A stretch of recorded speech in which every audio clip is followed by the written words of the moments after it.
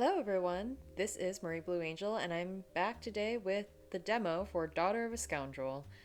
Um, my word, I'm actually, what do you call that? I'm recording a intro for this second video, or third video rather, um, third part of this demo playthrough that I'm doing because I wasn't sure if the second part, after the second part, if there was much more to the demo. But there is, at least for my playthrough purposes. I've been apparently giving a lot of reaction and reading through it at a nice, steady pace. So there's still plenty of demo to see for Daughter of a Scoundrel. So I'm just recording this right now so I can add it later. And you'll see me in a second jumping in to this part, this current part that we're at. So enjoy! As I began to meander down the stairs, however, I heard a muffled argument coming from one of the rooms downstairs. That sounds like Antonio.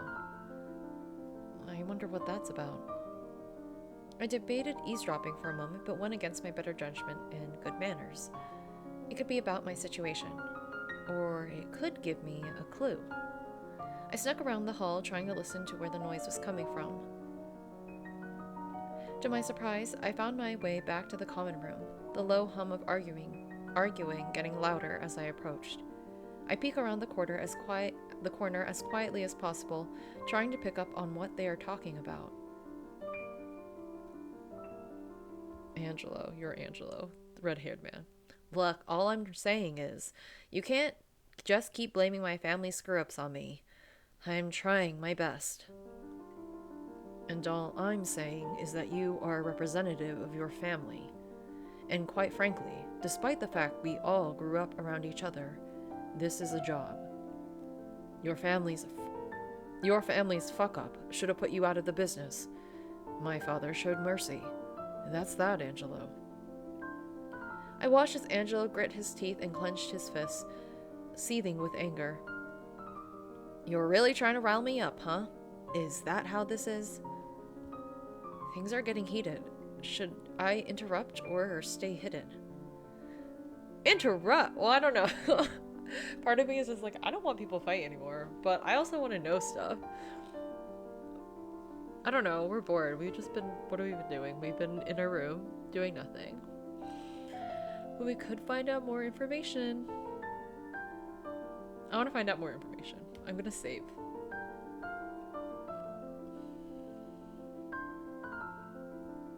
They're both in each other's faces now, Antonio not backing down, his presence strong and dominant. Angelo isn't backing down either, though. I can tell he's hesitating a bit, but maybe his pride won't let him back down? Are they going to fight? I lean in closer, engage in the conversation, and... boom! Oh shit. Girl, you tried hiding. Let's play it off like we're scared. I don't want to interrupt. I'd be scared, to be honest. Whatever. Miss Scarletta? The red-haired boy goes to help me up as Antonio continues to glare daggers at his back. Well now, that this conversation has apparently become public. You are in the house, you are yelling. We'll leave it at that. Excuse me. With a swift turn, Antonio exits the room, leaving Angelo and I alone. You're not hurt, right? That was quite a tumble. No. Silence. There was a heavy silence between us, the awkwardness and ease of an eavesdropped conversation looming. So, how much of that did you hear? I only heard things about being a family representative. Surprisingly, a look of relief comes across his features. That's not so bad then. Hey, you didn't eat dinner yet, right? Oh, no, not yet. Why? Angelo reaches into his pocket and pulled out a granola bar, tossing it my way. Thanks for the granola bar, bro. Here you go. You can chow on that while we wait for dinner. Sometimes dinner is served a bit late. It's a good idea to keep some snacks around. This guy, he's definitely quirky, but he's not so bad. He isn't. He seems... Wow, we're gonna see more of their personalities. I'm very excited about this. Antonio's so mean though. He just left. He was like, bye. Didn't check if we were okay. Thanks, Antonio. We exchange a smile with one another as I take the granola bar from him, and our hands brush slightly. So, Angelo, right? Yep, that's me. What's on your mind? I bit my lip, wondering if I should even bother asking. If you don't mind me asking, what were you guys arguing about? Something about a family representative? His expression darkened a bit, looking more disappointed than upset. His expression returned to a neutral, tight-lipped smile a second after. Oh, that? It's nothing. I wouldn't worry about it. I felt my eyebrows knit together at being obviously lied to. I hate when people hide shit from me. Especially now. I mean, he doesn't know you. What? Like, it's a personal matter. Was it about me? Nope, not at all. He shifted awkwardly on his feet and interrupted me before I could ask another question. Oh, sorry. I forgot. I have to go help Leo with something. He then hurried off, leaving me alone again. Just more people hiding shit from me. Like normal, apparently. I felt myself scowl as I remembered Grandpa's messages from earlier. Whatever. Guess I'll go take that walk now. After a few twists and turns down some corridors, I finally found the way back into the backyard. Ooh, nice stairs. The breeze had a slight chill, but it was comfortable. I leaned against the guardrail, enjoying the moment of silence to myself as the wind comfortingly blew through my hair. This is nice. Compared to the whole house, which feels quiet and lifeless, when there aren't random arguments. I wonder if it's always like that. At least this type of quiet is a peaceful one. The high walls make this feel so secluded, and kind of lonely, though. I turned my gaze away from the fence and reached out to gently caress the leaves of the flower in front of me. You look better than I do. I smiled as I looked it over, wondering who took such good care of the plants for them to be in full bloom without any issues or imperfections. You're lucky, I wonder, who takes care of you? One of the seniors, or the boss, maybe. Oh, I was like, is this a random person supposedly not supposed to talk to me? This is Junior. I don't remember, what, you're younger than the rest of them. You're like 20. Oh my god. You're 20? Okay. The sudden voice caused me to jump and turn around. I hadn't heard anyone approach. I was greeted by a smiling black-haired man who stood next to me to join my flower viewing. I think I met him last night. Care if I join you? Sure, I don't mind at all. I don't know what voice to make, and I'm making him sound very nasally. I'm so sorry. Things were silent for a moment as we both enjoyed the sound of the wind rustling through the plants. I was the first to break the silence. So, you're one of the guys who live here. He laughed a bit, nodding his head in a so-so sort of way. I don't technically live here, but we're all holed up here for now. Yeah. I thought I remembered meeting you last night. Your name is... It was Junior. It was Junior, right? Junior, right? He gave me... Isn't his name Junior? Question mark? Or was his name Luke? He gave me a polite smile, which didn't quite meet his eyes as he nodded. Oh, that's what everyone... Your name is Luca. So sorry. That's what everyone here calls me. Oh, do you not like being called Junior? I half expected him to brush off my question, as all my other questions had been today, but he seemed more open than the others, which was a breath of fresh air. I don't really have much of a choice. It's fine, though. I'm used to it. So sorry. Your name is actually Luca. My bad. My face contorted into a frown at his words. He doesn't even feel like he has a choice over his own name. Well, now you do. What do you prefer to be called? He seemed surprised at what I said and hesitated for a moment. He finally spoke up after a moment, albeit a little quietly. Luca. Luca. Luca, Luca. I was so whispered that. Don't know if anyone heard that. Okay. Luca it is then. We exchanged soft smiles, and then Luca broke the silence this time. How are you holding up? A deep sigh heaved through my chest, and my shoulders slouched slightly. In truth, it's not easy. My entire life has been flipped upside down in less than 48 hours. I've been thrust into a world I have no idea how to navigate, with 0 friends and no one to talk to. I don't know who to trust and who not to, and everyone keeps dodging my questions. I think you're the only normal person I've been able to talk to so far. He laughed softly at my frustration, a hand quickly reaching up to stifle the noise. I'm sorry, miss. I'm not laughing at you, I swear. You just reminded me of myself when I first came into the life. After he calmed himself down, he noticed my curious eyes burning a hole through him, eager to hear more, but worried to ask in fear of dismissal. Well, when I first joined, I had no idea what anything meant either. Soldiers, capo, blah, blah, blah, blah, blah. I had pretty much the same cluelessness as you, except I had some form of choice, whereas you didn't, if I overheard the signora's right. I gave him a small nod, which he returned with a sympathetic smile. You see, that is unfair. I'm glad you think so, because everyone else is acting like this is the most normal thing on the planet, and I'm the fish out of water.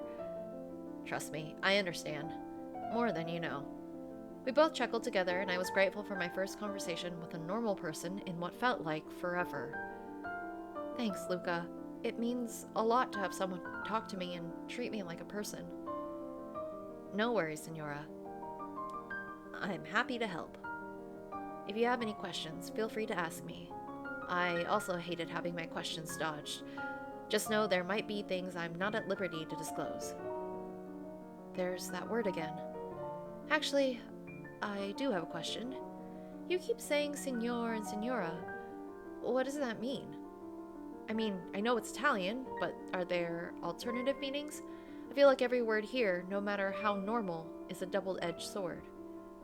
You're very right. Luca laughed a bit before elaborating. Double-edged sword is a good way to put it. It literally just means Mr. and Miss, but we only use those terms specifically for higher-ranking members of the family. For example, I'm a soldati, and you are a member of the consigliere's family, so by formality, I'm bound to call you Signora. In truth, I still mix it up sometimes. I've only been here a few months longer than you. I nodded in understanding, taking in everything he said and slowly processing it. So you're really high-ranked, which we figured out earlier. Well, since I'll call you Luca, you should call me Marie. Huh? I couldn't possibly. Please? It's just frowned upon of soldati to encourage such familiarity with their charges. Then I won't be your charge. I'll be your friend. He seemed at a loss for words, bumbling over what to do. Honestly, so fair though. You don't want to? Girl, it's not that he can't. I mean, it's not that he doesn't want to. Is it, can he? No, it's not that. Well, okay. Friends, then. Blush! I see the blushing. How cute. Ah, so cute. Okay. I beamed at him, obviously pleased by his response. Great. If anyone gives you grief, just tell them I told you to call me by my name. Yes, senor. I cut him off with a joking glare, which only made him look a bit shy as he noticed his mistake. Marie. See? That wasn't so hard. June. I forgot the voice for Alessio. Alessio, the one who, like, flirts with everyone. June! Alessio's voice echoed through the backyard as he called out to Luca. He still sounded a bit away, but he was coming our way. Luca stood up straight and brushed some fluff off his suit. Over here, sir. Alessio finally rounded the corner and smiled as he saw the two of us. There you are. I've been looking everywhere for you.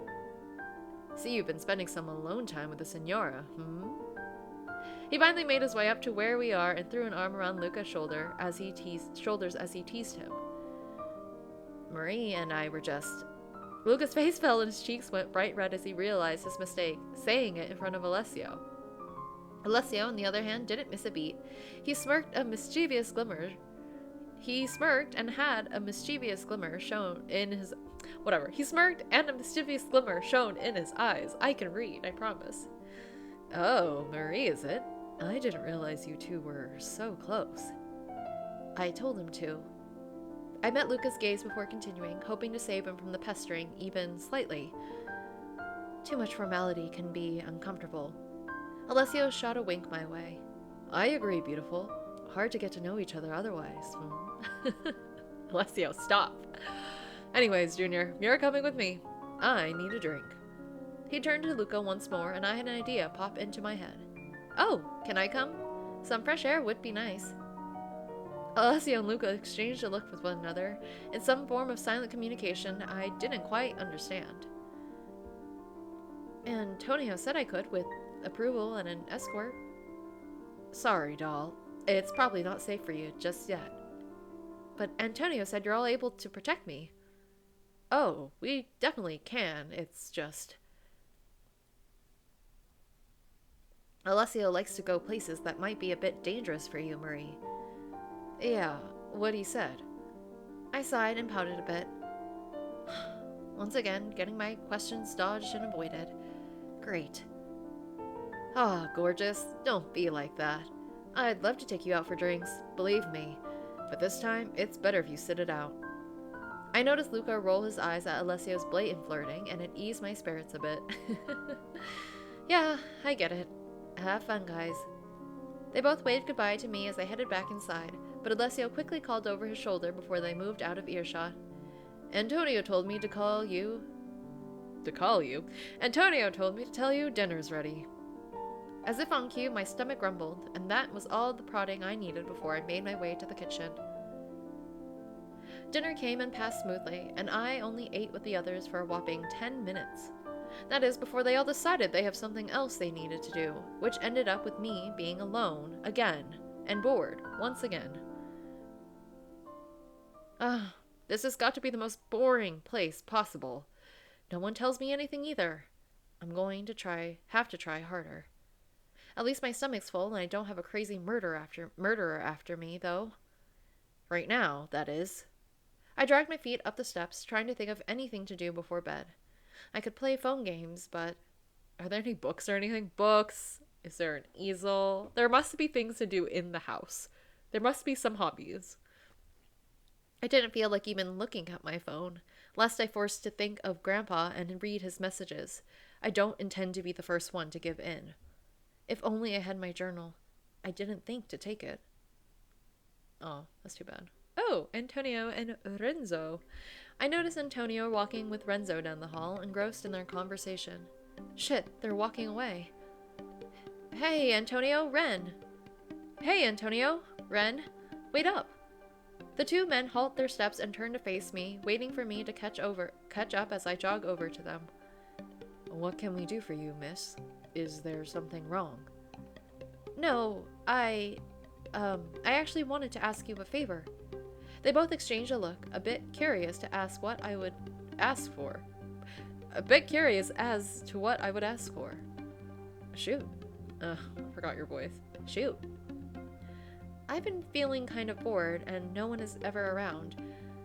I have nothing to do. I wanted to know if maybe you guys had a notebook and a pencil I could borrow. I've really liked journaling and... Antonio, I know! But we're not writing information, but I need to scribble, at the very least. Antonio, I can't scribble? No scribbling whatsoever? Absolutely not. Antonio's gaze turns icy and serious, his tone harsh, giving me a bit of whiplash from his sudden mood change. It began to feel like I would never get on his good side, and his constant stick up the ass served to piss me off more. I mean, I can see he's like that for a reason, which I'm sure we'll find out more in the full game. But I'd just be so annoyed at Antonio also. I can't scribble in a notebook, sir. I never asked to be stuck here, bored out of my mind without a single soul to talk to. What harm would a notebook do? He squared his shoulders and towered over me, his glare beyond piercing. Would you prefer to be dead or worse? Because those are your options. Either be upset and grin and bear it, or go live it up doing whatever you want and inevitably be found and unable to protect yourself. How dare you? You're an ass just because I politely asked you for a notebook? Ren simply watched as I didn't back down, getting into Antonio's face too. He made no move to step in or defuse, but he watched us with interest. Yes, I am an ass. I am an ass because I am looking out for everything the Ventola family has built. What a plight to carry, sir. Sorry, I don't know. I'm sorry. As eldest, I'm an eldest daughter, and I feel like obviously I'm not in the mafia. I'm not in Antonio's shoes, but I could imagine being eldest brother, being the underboss. You're in charge. You have to do a whole bunch of shit. Obviously, I don't understand it to this degree because I think we should get Marie a notebook and a pencil, but I can see where he's coming from, and I really want to know more about his backstory and personality in the full game. I'm very intrigued. You know, but like, we can't have anything. We can't paint. We can't, like, what are we doing? Can I at least have a hobby while I'm here? Can I, like, sing a song? Can I play the piano? Like, what's happening? There's nothing in this estate. Like, you guys have this estate and there's just absolutely nothing. I refuse to believe that. So who knows? But anyways, I digress. I'm not going to let you waltz in here, write down your little feelings, and have it get lost or stolen, and have everything you've written be exploited. I told you before, every little comment that you think doesn't matter could be the precipice of change for us. You could get us killed. As his voice became louder and more harsh, I found myself recoiling back a bit, but I wasn't ready to back down, as you should. Okay. What about my phone? You literally gave me your numbers. I could have taken videos, photos, voice recordings. My voice caught in my throat as I noticed his eyes darken. He looked extremely pissed off, and it wasn't a pleasant sight. If I thought he looked scary before, he definitely did now. Give me your... Give me your phone! Give me your phone. What? No, I was just... Give me your phone. He stepped a bit closer each time, and I felt like I was being descended upon by wolves. I'll get it either way. If you don't, just hand it over, I'll break it. Your choice. I felt my eyes well with tears, either from frustration, anger, or something else. I don't know. I just know I was fed up with everything right now. I fished my phone out of my pocket and shoved it into his chest. He grabbed it from me without even flinching, his eyes never leaving mine. I suppose even you can follow orders. Good night, miss. Antonio, nothing? You're not gonna like do, there's nothing? You can't provide any sort of item, activity for us to do while we're in isolation like this? Nothing? Antonio, something must be available. I'm getting a little too heated because I just be so bored. Like, what are you supposed to do? If you just like sat, you can't sleep all the time, you can't eat all the time, dinner didn't last that long, you can barely talk to anyone because they're doing their own stuff and they avoid your questions, and they're busy, I'm sure, doing whatever business they do in the daytime. Like, what else can you do? Ugh, it's just so dismissive. He shoved my phone into his pocket and turned to leave, and I felt a warm tear roll down my face.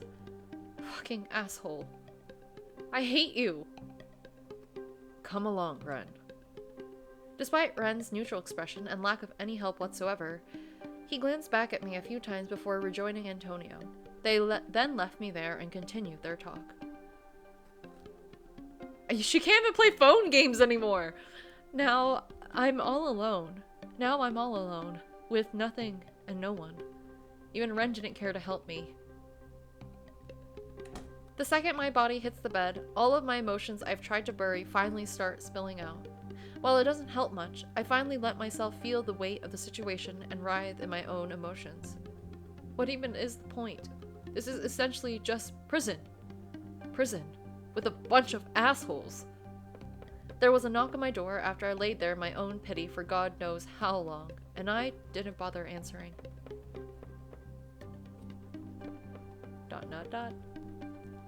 Leave me alone!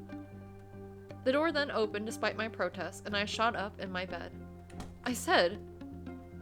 Standing in my doorway was Renzo with a mischievous smirk, and a finger up to his lips in a motion. He had one hand behind him, his back, and closed the door behind him. Hello, Ren. Hush. Hush, it's just me. I think Renzo and Luca are gonna have the same voice. Until I keep saying it. Keep using their voices. I wipe my face and try not to sniffle as I eye him hesitantly, feeling more embarrassed than anything that had been caught in such a pathetic state. Pathetic is all I feel lately. What do you want? Ouch. Be nice, or I won't give you a present. He cooed teasingly at me, which earned him a glare. That is, until he pulled a notebook and a case of pencils and pens out from behind his back, holding them out for me to see. Aw. Ta-da! What? But I thought Antonio said... Fuck what Antonio said. I love that. But also as eldest sibling, I'd hate that. But I love this. Anyways, I feel very conflicted. Fuck what Antonio said. My eyes glimmered with hope of a new ally as he passed me the items, and I ran my hands across them as if it were the most valuable thing anyone had ever given to me. Thank you. Thank you so, so much. But won't you get in trouble? I don't want you to get in trouble for me. I thought back to what Luca had told me earlier about rankings and etiquette, and I didn't want someone showing me genuine kindness to get into issues on my behalf. Ren simply shrugged and shoved his hands into his pockets. I get bored easily too. Plus, he pissed me off today, so this is my way to get back at him. Okay, works for you. Works for me too. Just make sure to hide them. If you thought he was psycho before, he would definitely be psycho if he knew. Don't worry, I won't tell anyone, and I'll make sure to keep it hidden. He gave me a smirk, satisfied with my answer. Good. It'll be our secret then. Ren had then turned back to the door, moving to leave, but hesitated for a moment. By the way, try not to take it personally. I think he's an ass too, and while I don't condone his bullshit, I do understand it at least. Anyways, good night. Bye, Ren. Without another word, he walked out, closing the door behind him. I couldn't help the smile that crept onto my face as I hugged the notebook to my chest. I'll have to make sure to write down everything from today. I can't forget what little I've learned about this place.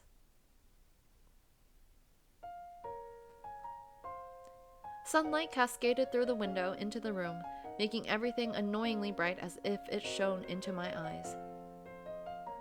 Or as it shone into my eyes. I buried my face into my pillow even more. 5 more minutes. Knock knock. I mumble a "go away" at the knocking and nuzzle more into my pillow, but the knocking only grows more persistent. Who could it even be? I crawl out of bed with a loud yawn and a stretch, not bothering to touch up my appearance at all. I shuffle over to the door, about to open it, when I stopped myself. Shit, did I remember to hide the journal? I quickly checked to make sure I hid it well last night after I had stayed up much later than I should have, and once I saw everything was A-okay, I finally opened the door. Oh, hello? I rubbed my eyes and let another large yawn out.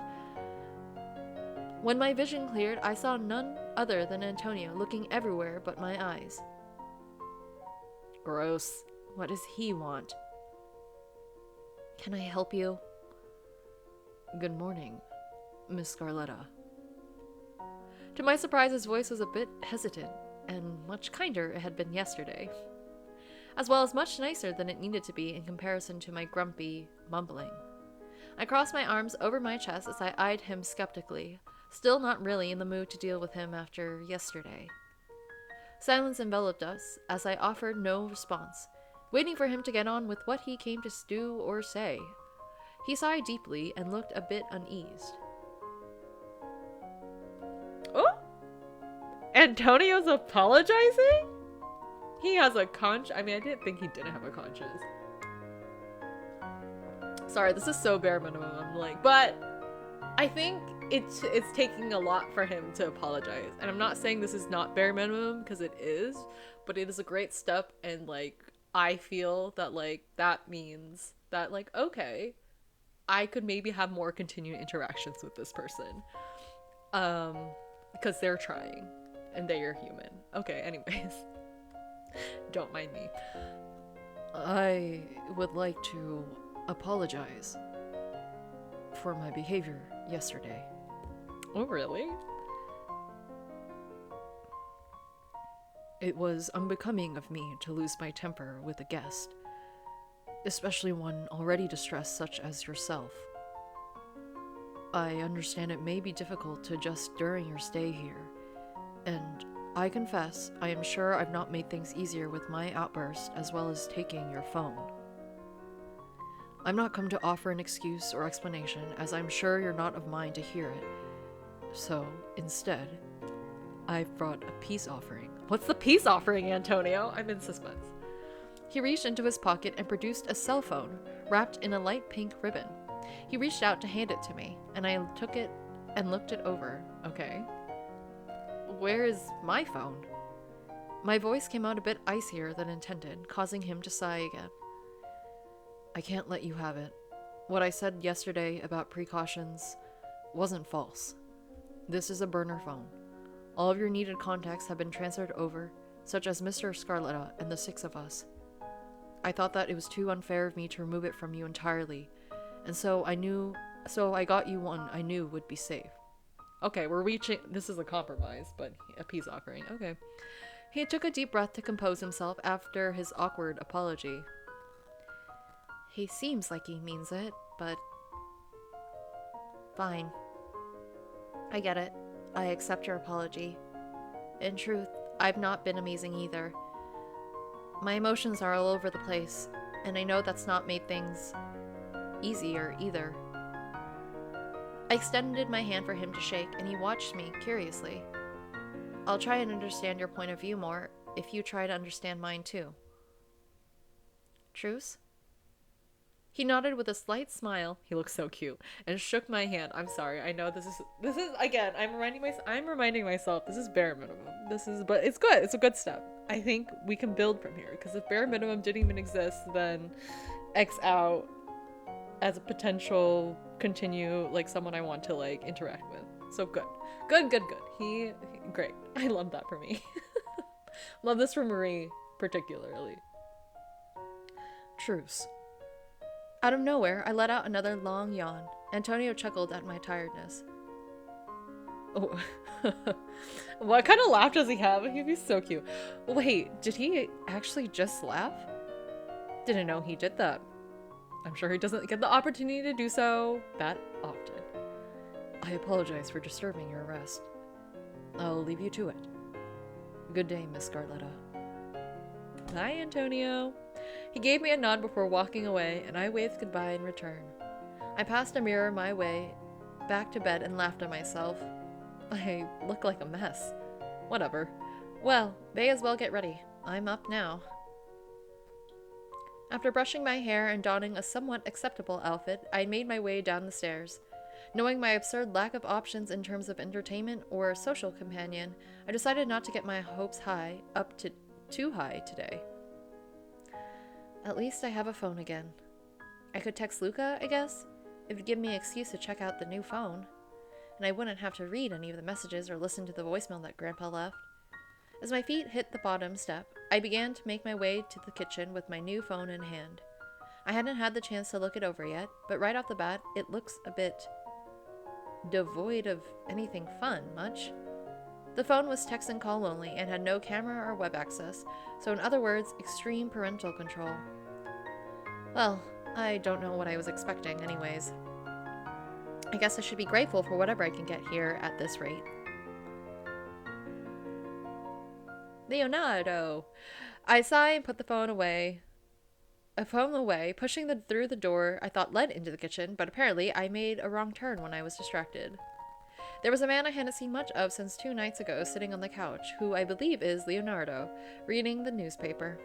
With his cute little sweater vest, I felt a pang to my heart as I remembered the peaceful days before all of the craziness, back when Grandpa would complain when his daily paper was delivered late. Back when I knew him. Back when I couldn't imagine him as a killer. Are you all right, Signora? I noticed I'd been staring as the man's voice brought my focus back and gave him an apologetic smile. Yes, I'm sorry. I didn't mean to stare. I was just lost in thought for a moment. I felt my lips curl into a wry smile as I couldn't stop a word vomit that kept coming out, probably due to lack of anyone to talk to, my only friend even unavailable due to work. It's just, I have no idea how any of this turned out this way. Each time I feel like I've made progress getting used to things, I'm reminded that everything had been a lie. The papers rustled as he turned the pages, shifting his gaze from me to the paper momentarily as he nodded. Well, it's just the luck of the draw, unfortunately. In a way, you won the lottery. You are of high enough rank to warrant protection, just by affiliation. So I've been told. Great. I guess I've met another brick wall. Not wanting to miss out on the small bit of social activity I decided to shove it aside, knowing I wouldn't get answers either way. Sorry if I interrupted you, Leonardo. You didn't bother me. I normally like to read the newspaper and view investments in the morning. Figured I'd keep it up despite the prolonged business. You sure I'm not disturbing you? Not particularly. Nice. Awkward silence now. Leonardo looks up at me a few times and sighs before placing his papers down. Look. Things in life are just how they are, and we can't change that. All we can do is work towards a better tomorrow. Even if you have to fold a few times or change your strategy, it doesn't mean you can't end up on top as a winner. It's all about the game you play. I smiled gratefully at his impromptu speech, feeling even slightly better. This guy talks in a lot of game puns. He's kind of funny. Yeah, I guess you're right. Thanks, Leonardo. Just Leo is okay, Signora. Okay, Leo. With that, he continues reading his paper and explaining stocks to me, seeing as I made no effort to leave. Yes, explain stocks to me. I might as well hear some. You know what? All forms of entertainment, I guess, are welcome at this point, and that includes being explained to about stocks. Personally, I wouldn't care so much, but here we are. It's a little boring, but I'm grateful for his time and enjoy the company. At least someone's interacting with you. Even listening to investments and stock market jargon is much more exciting than moping in my room. After about an hour or so, we heard the front door close and the familiar sound of bickering, making my attention turn to the walkway. Junior, please. I'm so hungry. Sir, you've kept me out all night. I can't possibly stay awake long enough to cook for you. The sound of their feet against the floor made their way closer to us, and the smell of liquor, cigarettes, and perfume wafted in as they entered, causing my nose to crinkle up slightly. They had a fun night. As I rounded the corner and saw Leo and I sitting together, they both looked a bit shocked. Leo, I'm shocked. You're doing something besides work for once. Leo gave Alessio a bored look, and his papers made a sharp ruffling noise as he closed it in one quick and careful motion. If you want to be technical, this is work. Alessio simply nodded and smirked at us, not seeming entirely convinced. I see how it is. Both you and Junior change the second a woman comes around. They're just interacting, Alessio! My god.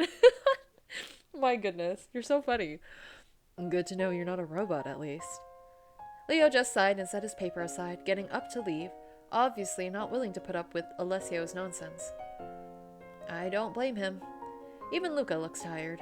Alessio shook his head disappointedly as Leo left before turning his attention back to Luca. You see what I deal with? Cold shoulder. Can't take a joke. Can't take a joke. Sorry, I'm like in my more deep range for my voices. Luca simply shook his head in understanding, going along with whatever whim Alessio went off on at the time. Alessio's gaze shifted to me for a moment, and his eyes lit up as if he had a grand idea.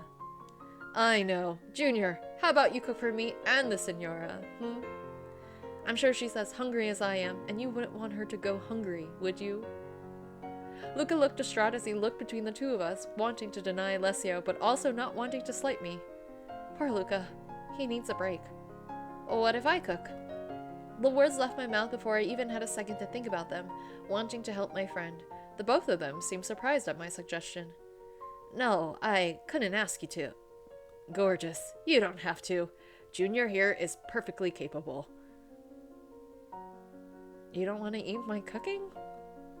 I feigned a pout at Alessio, really playing it up, because that's how you get him. You're right, we're smart. What? You don't want to eat my cooking? I just wanted to do something nice for you both, since you've both been working all night. If drinking could be considered work. Alessio looked a bit troubled at my accusation and looked at Luca for some help. Luca simply shrugged back at him in a you're on your own sort of way. Well, are you sure? Are you sure? Of course, I'm a great cook. I watched as his demeanor switched back into his cool, flirtatious one. All right, then. What kind of man would I be if I denied a meal from a pretty lady? June, make sure you help her out, yeah? He gave me a flirtatious smile as he moved past us, making his way into the kitchen. I gave Luca a knowing wink as we trailed behind Alessio, to which he returned a grateful smile. Luca and I rolled up our sleeves and made ourselves comfortable in the kitchen, setting out some ingredients on the counter as Alessio excused himself to take a phone call. So, what are we cooking today, Miss Marie? I gave him the side eyes. I brought out some eggs and bacon from the fridge, causing him to laugh as he noticed his mistake. Sorry, Marie. It's hard to break the habit. Much better. And I was thinking something simple. Probably some pancakes. And eggs and bacon. What do you think?